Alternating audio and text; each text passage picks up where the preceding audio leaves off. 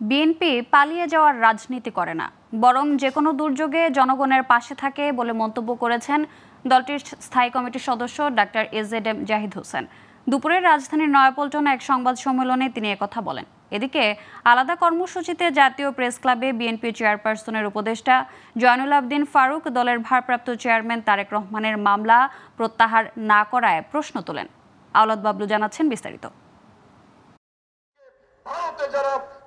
আওয়ামী লীগ সরকারের পতন ঘটলেও তাদের দোসর ও প্রশাসনের অভিযুক্ত লোকেরা এখনও দেশের বিভিন্ন স্থানে লুকিয়ে আছে। বুধবার সকালে এমন দাবি তুলে জাতীয় প্রেস ক্লাবের সামনে এক প্রতিবাদ সভায় কথা বলেন বিএনপি চেয়ারপারসনের উপদেষ্টা জয়নুল আবদিন ফারুক। তারেক রহমানের মামলা এখনো কেন প্রত্যাহার করা হচ্ছে না প্রশ্ন তুলে তিনি বলেন, দেশের মানুষ চায় তারেক রহমান দেশে আসুক। তার সাংগঠনিক নির্দেশ ও রাষ্ট্রনায়কত্বমূলক বক্তব্যের মাধ্যমে প্রমাণ হয় যে তার নেতৃত্বেই দেশের গণতন্ত্র অটুট হবে। তাই আমার নেতা তারেক রহমানের মামলা কেন এখনো প্রত্যাহার হলো না? বাংলাদেশের মানুষ চায় তারেক রহমান দেশে আসুক, তারেক রহমান কথা বলুক, তার সাংগঠনিক নির্দেশগুলো দেখেন, তার রাষ্ট্রনায়কত্বমূলক বক্তব্য দেখেন। এটাই প্রমাণ হয় বাংলাদেশের শহীদ জিয়ার এই জ্যেষ্ঠ সন্তান তারেক রহমানই পারবে বাংলাদেশের গণতন্ত্রকে অটুট রাখতে।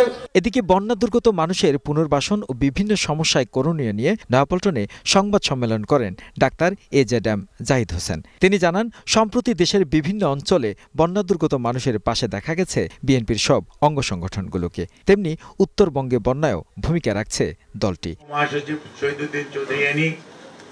এ সময় তিনি বলেন, শুধু বন্যা নয়, বিএনপি জনগণের যে কোনো দুর্যোগে পাশে থাকে।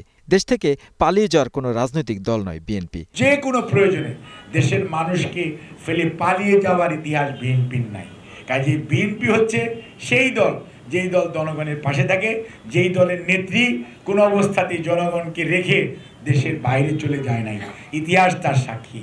এবং আমরা সব সময় আমাদের নেতা জনাব, আমাদের প্রতিষ্ঠাতা, স্বাধীনতার ঘোষক শহীদ রাষ্ট্রপতি জিয়াউর রহমান। বন্যায় সাধারণ মানুষের পাশে দাঁড়িয়েছে বিএনপি। সেখানে পুনর্বাসনের ক্ষেত্রে গুরুত্ব দেওয়া হয়েছে কৃষিকে, এরপরই রাখা হয়েছে শিক্ষাকে বলেও জানান দলের এই নেতা। দল হিসেবে যেটুকু। আওলাদ বাবলু, গ্লোবাল টেলিভিশন, ঢাকা।